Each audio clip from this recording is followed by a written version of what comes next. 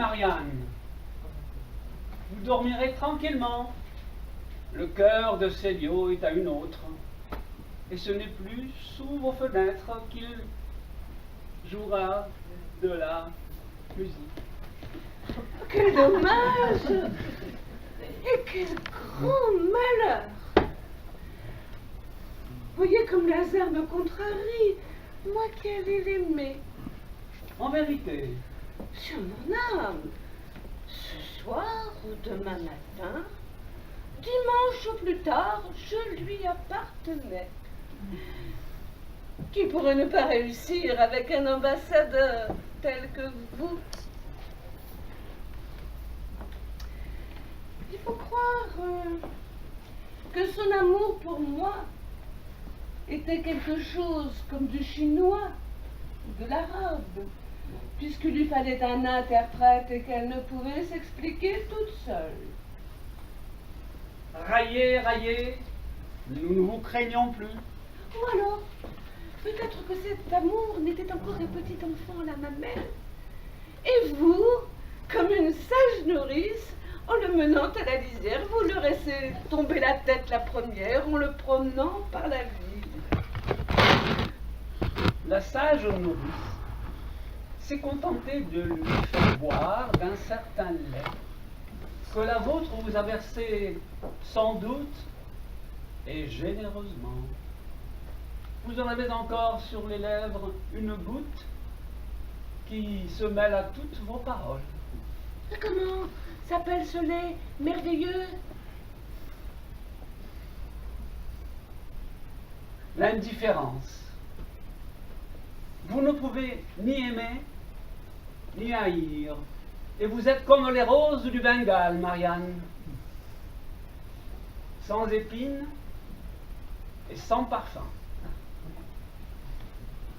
Bien dit. Aviez-vous préparé d'avance cette comparaison?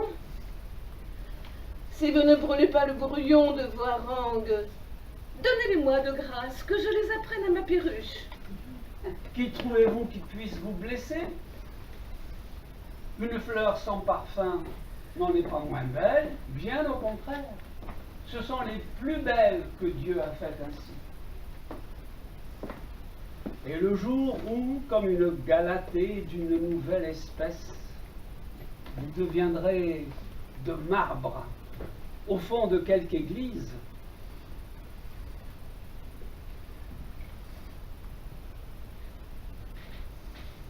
Mon cher, Ce sera une charmante statue. Ce sera une charmante ce sera une charmante statue que vous ferez et qui ne laissera pas que de trouver quelques niches respectables dans un confessionnal.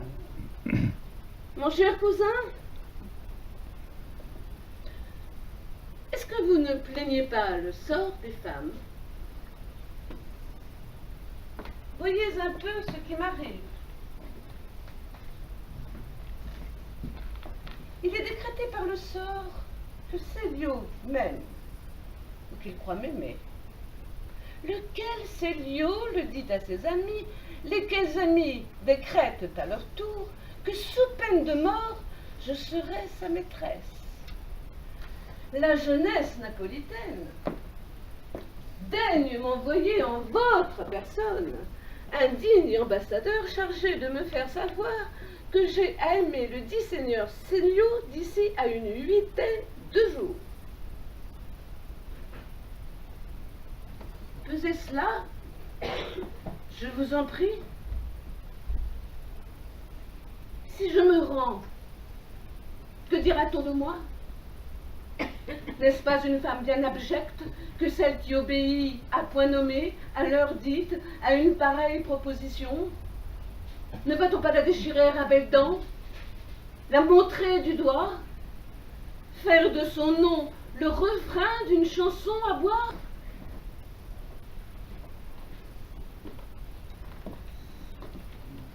Si elle refuse, au contraire, n'est-il pas un monstre qui lui soit comparable? Une statue plus froide qu'elle?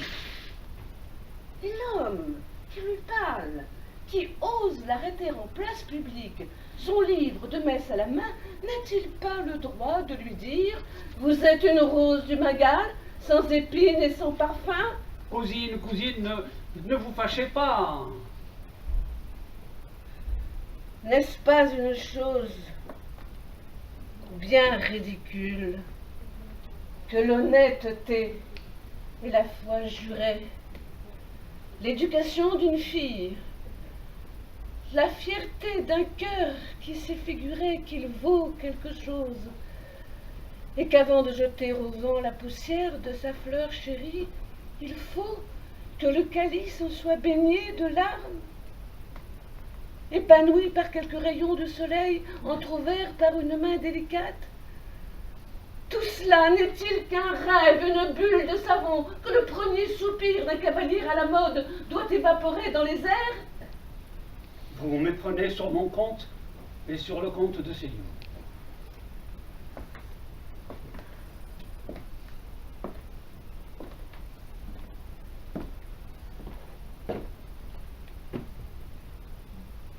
Qu'est-ce après tout qu'une femme?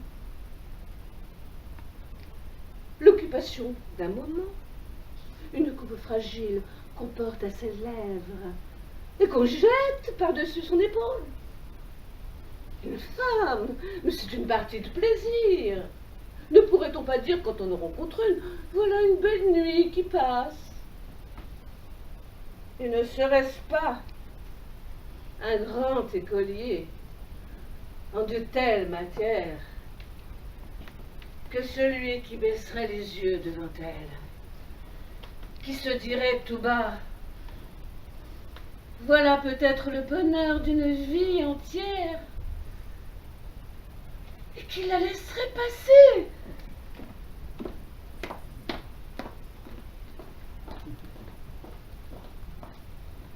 Tra tra pom pom tra guéri.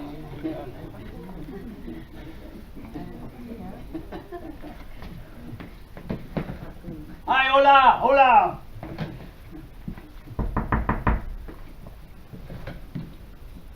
Apportez-moi ici, sous cette tonnelle, une bouteille de quelque chose.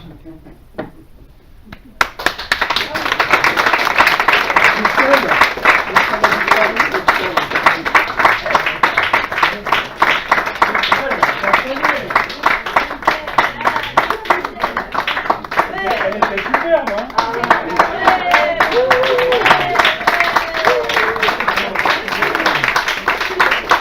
Applaudissez-le.